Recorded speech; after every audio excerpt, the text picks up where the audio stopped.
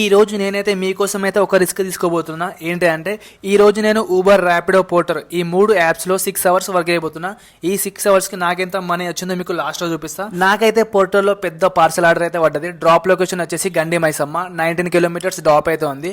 నేనైతే పికప్ లొకేషన్కి అయితే వచ్చిన.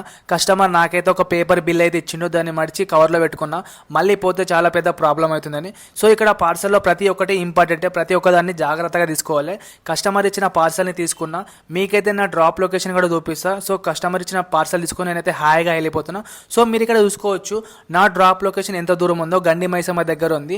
ఈ డ్రాప్ లొకేషన్ వచ్చేసి మనకు మేడ్చల్ రూట్ సైడ్ అయితే ఉంటుంది. నాకు డ్రాప్ లొకేషన్ వచ్చేసి 90 కిలోమీటర్స్ అయితే చూపిస్తుంది. సో చాలా మందికి తెలియదు ఏంటంటే వాళ్ళు ఒక ర్యాపిడో యాప్ని మెయింటైన్ చేస్తూ ఉంటారు.